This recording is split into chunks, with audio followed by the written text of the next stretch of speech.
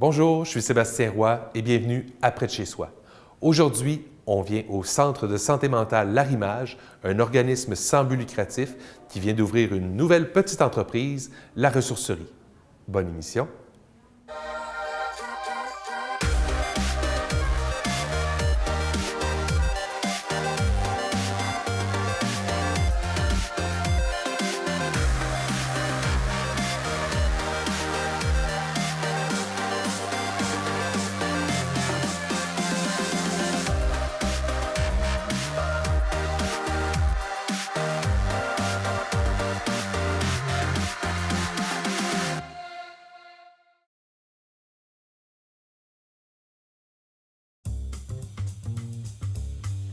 Cette émission est une présentation de la SADC Maria-Chapdelaine.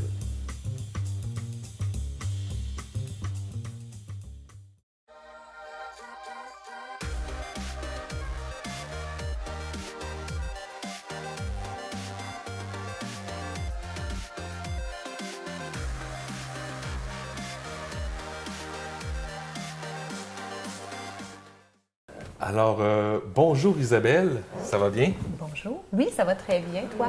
Oui, merci. Je suis au Centre L'Arrimage. Oui, le Centre de santé mentale L'Arrimage, effectivement. Qu'est-ce que c'est que le Centre de santé mentale de L'Arrimage?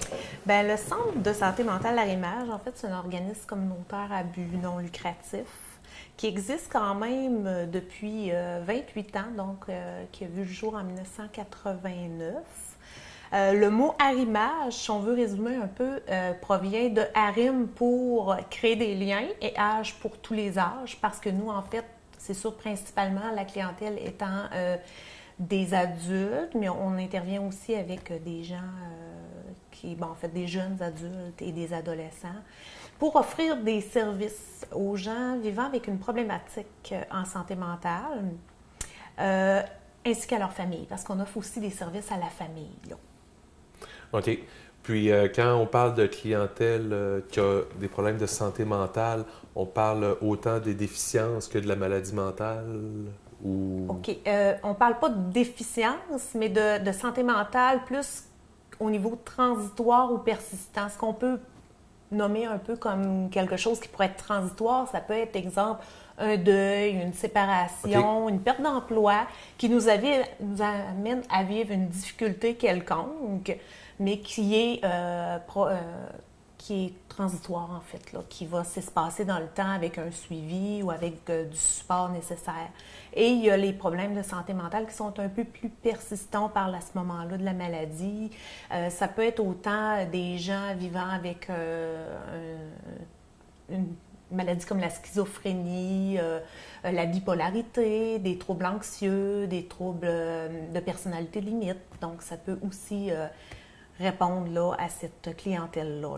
Les services à la personne et à la famille, mais on regroupe différents services comme le centre de jour, donc où il y a des activités autant ludiques que sportives, créatives, qui se déroulent à tous les après-midi. Il y a les volets au niveau socio-professionnel, donc on a 2 services qui offrent là, vraiment un support au niveau de l'emploi. Et on a les groupes d'entraide, de l'aide au transport. On a également 2 services au niveau de l'appartement qui est Appart Plus pour les gens qui vivent l'itinérance ou qui sont sur le seuil de vivre un problème d'itinérance. On a aussi le soutien en appartement, le soutien au logement. D'accord. Donc, beaucoup de services variés. Oui. Et je crois que vous avez un programme de réemploi. Oui, effectivement. L'atelier du réemploi, c'est un des 2 volets socio-professionnels. Donc, à l'atelier du réemploi, c'est pour des personnes qui veulent venir chercher une expérience d'emploi dans le but de retourner éventuellement sur le marché de l'emploi régulier. Okay. Donc, on va travailler différents objectifs socio-professionnels pour les préparer à ce retour-là.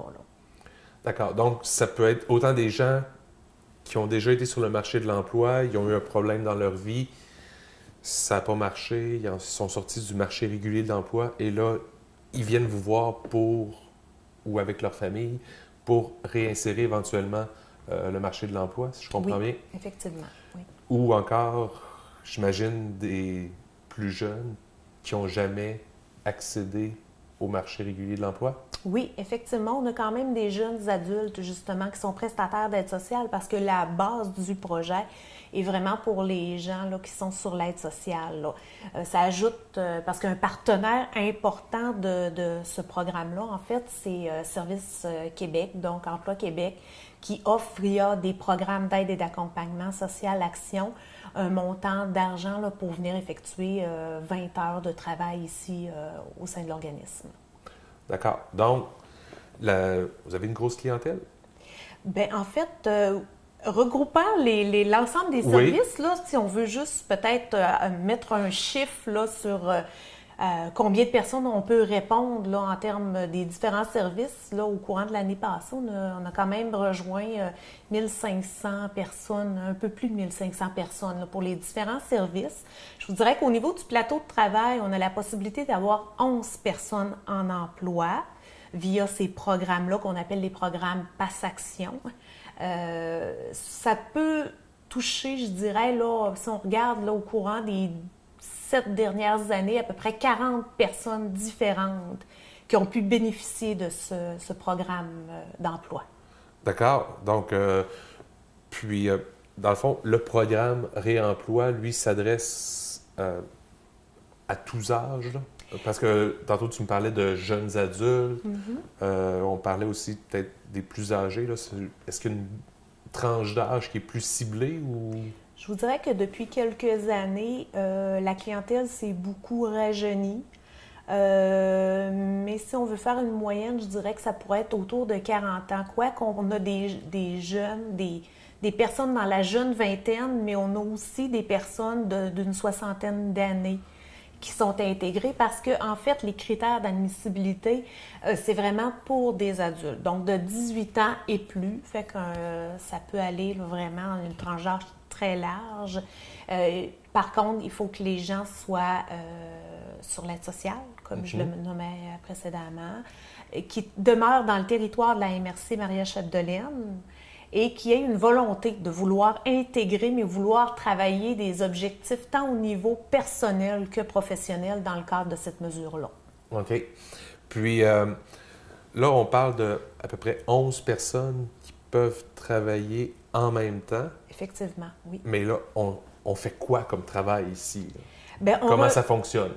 Oui. Bien, en fait, dans le fonctionnement, on regroupe quatre grands plateaux de travail, si on veut. Le premier étant le réemploi d'articles de papier et de textile, parce qu'on a une collaboration avec le centre hospitalier de Dolbeau.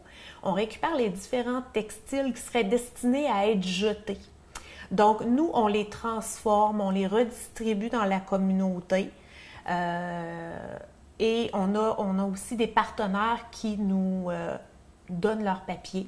Donc, ce papier-là est trié, il est classé, il est relié, découpé et vendu. Donc, on fabrique des blocs-notes de papier recyclés.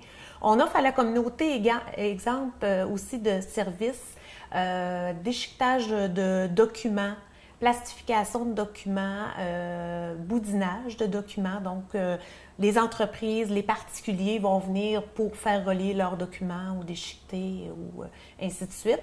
On fabrique des blocs-notes de papier recyclés, des signets, des marque-pages aimantés.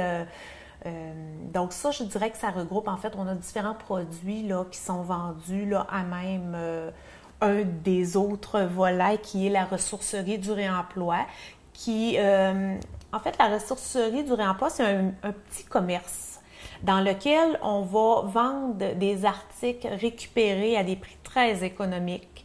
Donc, on récupère des vêtements qui nous sont donnés par la communauté ou via une entente très importante du comptoir vestimentaire du secteur de Dolbeau.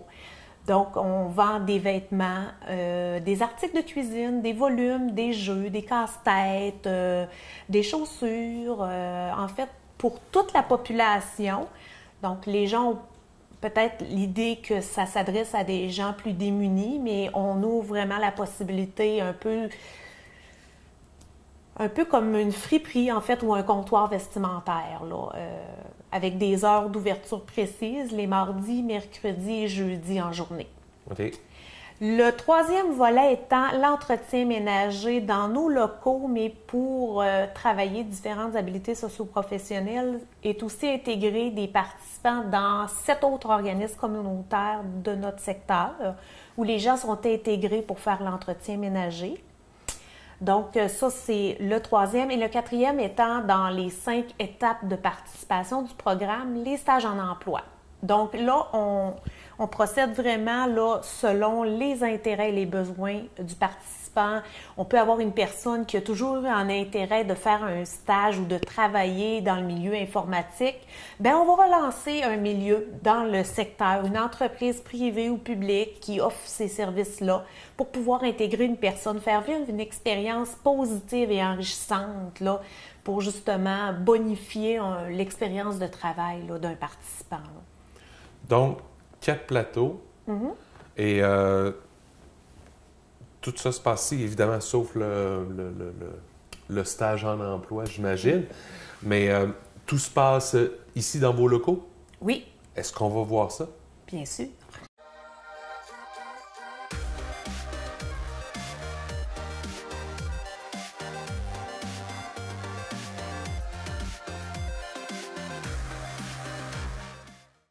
Isabelle, on est ici dans un atelier j'imagine, avec des boudineuses. Oui, bien en fait, c'est l'atelier principal, vraiment, où les gens se retrouvent en début de journée, où on va faire un peu l'état des tâches à faire. Donc, effectivement, quand je parlais tout à l'heure du boudinage de documents, donc mettre une bande de reliure pour des contrats d'entreprise ou d'organisme, c'est tout ici que se font les différentes tâches. Donc, avec différents équipements, là, on a une déchiqueteuse également ici, là, qui permet justement aux entreprises de nous confier des documents jugés non confidentiels qu'on va pouvoir déchiqueter là, moyennant un petit montant d'argent.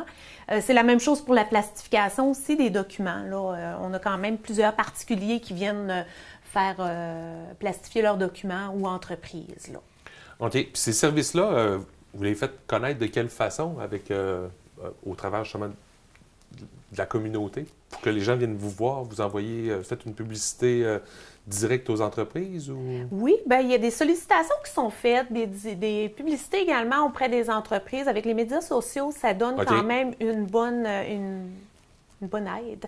Mais comme on vise à travailler le plus d'habileté possible au niveau du travail, les participants, en fait, les employés de l'atelier du réemploi sont impliqués dans les différentes tâches, là, incluant la promotion là, et la vente. Là. Puis d'une journée normale où vous travaillez ici, il y a combien de personnes qui se ramassent ici à travailler habituellement? Bien, on est 11 participants. Je vous dirais qu'avec les entretiens ménagers externes et la ressourcerie, c'est divisé en 3 groupes là, d'à peu près 3 ou 4 personnes. Là. OK. Puis, une personne qui travaille, mettons, ici, peut travailler aussi à la ressourcerie et faire l'entretien ménager ou travaille juste une place habituellement? Non. Ou ça dépend? Ils sont appelés vraiment à faire l'ensemble des tâches. Toujours pour développer le plus d'habileté possible, puis de vérifier aussi par intérêt.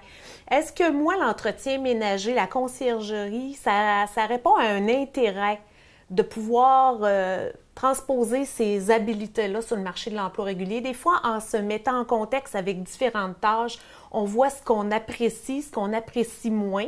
Fait que c'est pour ça que, bon, je pense que l'expérience est plus concluante quand ils touchent un petit peu à tout, là.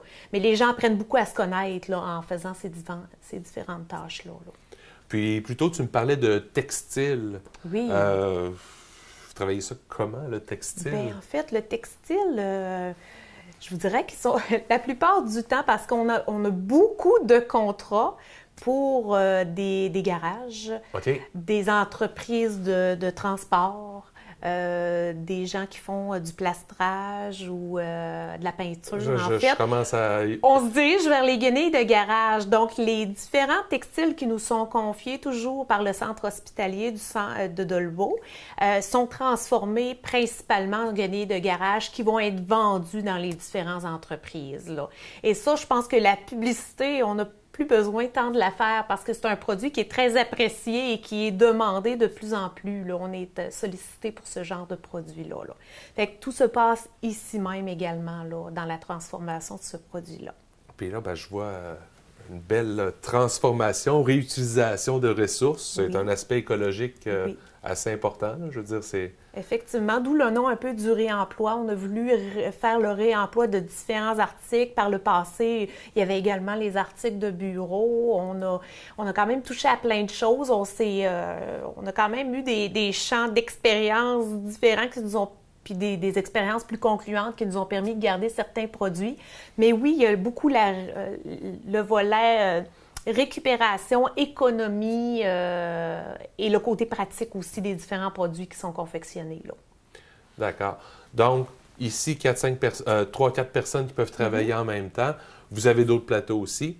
Oui, bien en fait, ceux en l'externe est plus difficile de pouvoir vous démontrer, mais ça se fait principalement dans des organismes communautaires. Donc, comme, le Toxic-Action, le CRAN, la Maison de jeunes du secteur Dolbeau, comme celui du secteur Mistassini. On a également le Centre de femmes Maria-Chapdelaine, l'Association des familles monoparentales et recomposées, La Relance également, le Centre d'action communautaire. Donc, c'est vraiment dans ces milieux-là que les gens sont intégrés via des tâches reliées spécifiquement à la conciergerie. D'accord. Et les stages en emploi qui sont très variés selon l'intérêt des gens. Ça peut être dans un domaine aussi différent que de l'intégration. Bon, entre autres, on a eu des gens intégrés à la maison d'intégration Norlac pour faire de l'accompagnement puis de l'intervention auprès de la clientèle, comme il y a eu des gens intégrés en entretien ménager, exemple, dans des résidences pour personnes âgées. Fait qu'on procède vraiment à des démarches auprès des entreprises, des organismes ou des entreprises privées ou publiques là, pour pouvoir effectuer les stages. Donc ça, c'est un peu plus difficile pour moi de vous le démontrer, mais ça fait partie également d'une autre possibilité d'emploi, là. D'accord. Vous êtes une grosse équipe pour gérer tout ça? Je suis seule. J'ai, par contre, 10 autres collègues de travail. On est une équipe de 10 pour les différents autres services, incluant ceux que je vous ai nommés tout à l'heure, le centre de jour, l'aide au transport, Appart Plus, soutien au logement. Mais pour les différents plateaux, je suis la seule intervenante responsable là, de ce fonctionnement-là.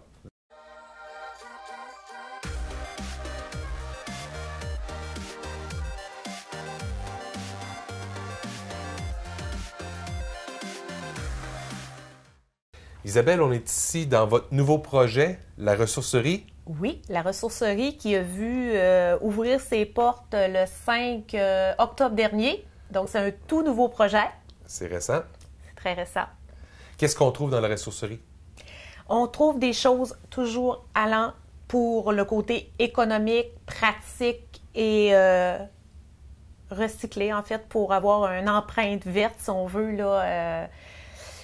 Donc, c'est ça, on a des vêtements pour toute la famille, pour toute la famille, en fait, de l'adolescent à l'âge adulte, pour hommes et femmes, à des prix très compétitifs, je vous dirais, c'est 1 $. Si on veut un ordre de prix, 1 $ pour un chandail, 1 $ pour un pantalon, 2 $ pour un manteau. Donc, on retrouve également des manteaux pour hommes, femmes et adolescents.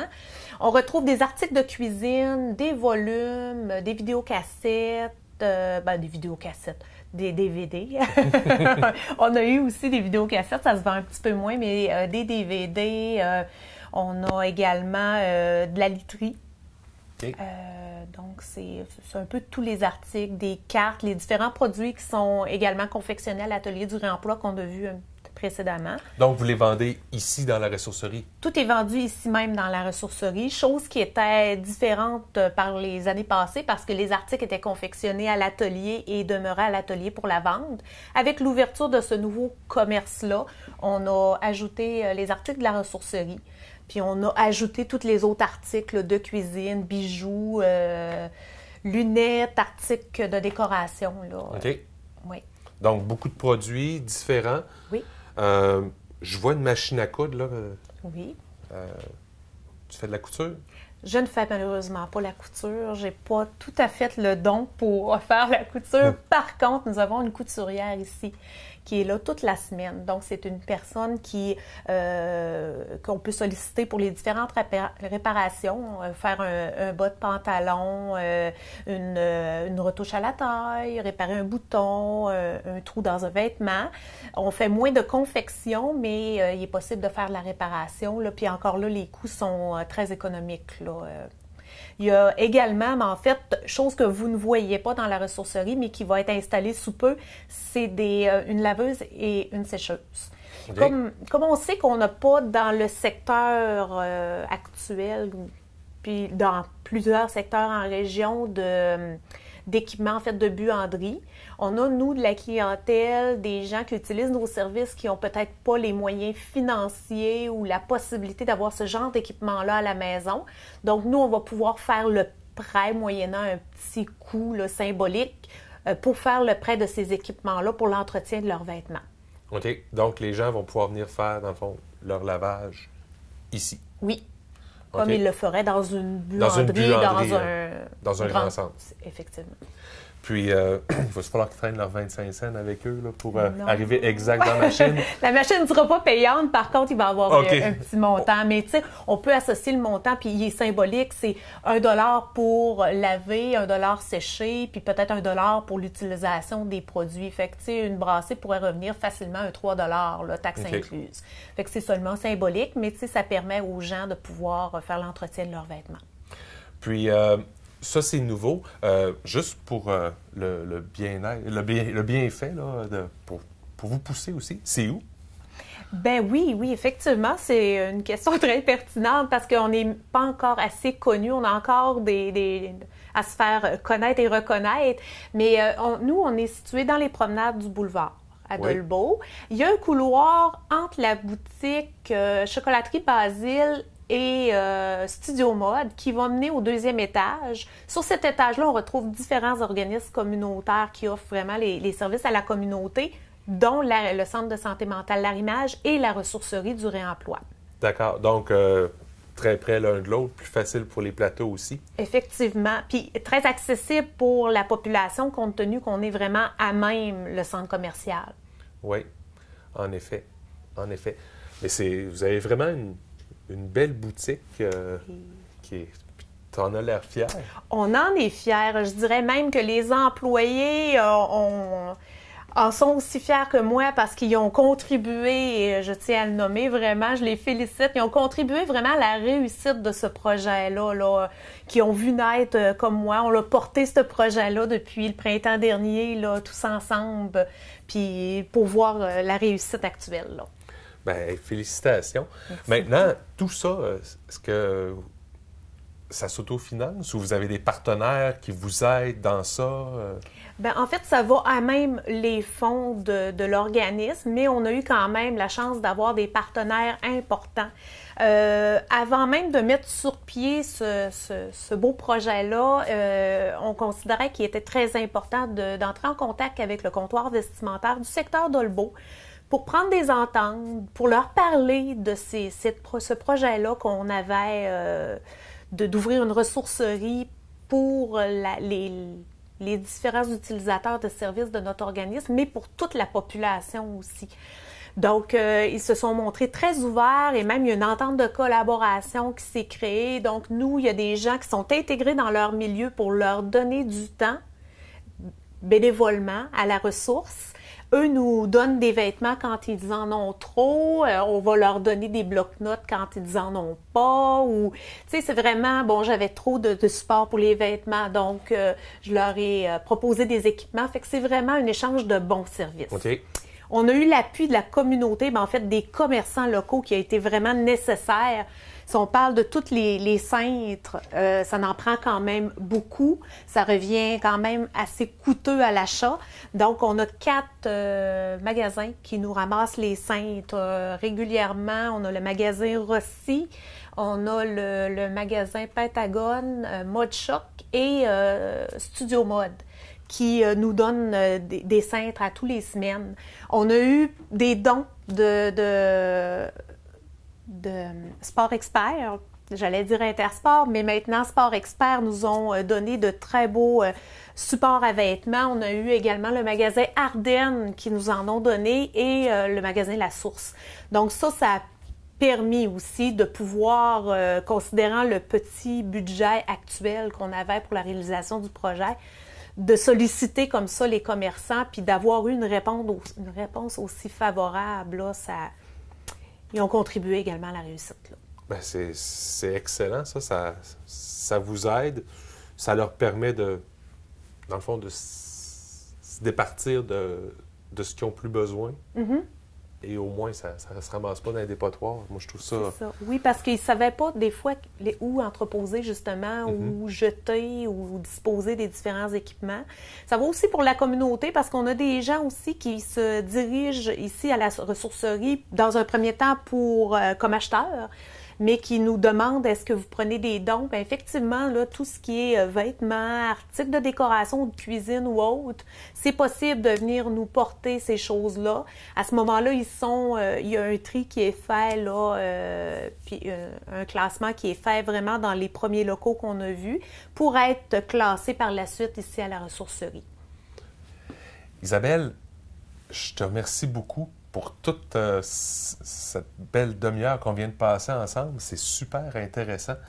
Puis, je vais vous souhaiter la meilleure des chances et le meilleur des succès dans ce qui s'en vient pour vous, puis que votre bébé ressourcerie grandisse et vieillisse bien dans notre communauté. Bien, merci beaucoup. Puis, félicitations pour ce que vous faites pour la clientèle qui en a grandement besoin.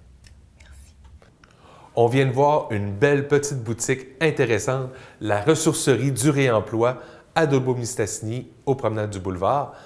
C'était Sébastien Roy pour Près de chez soi et je vous dis à la semaine prochaine.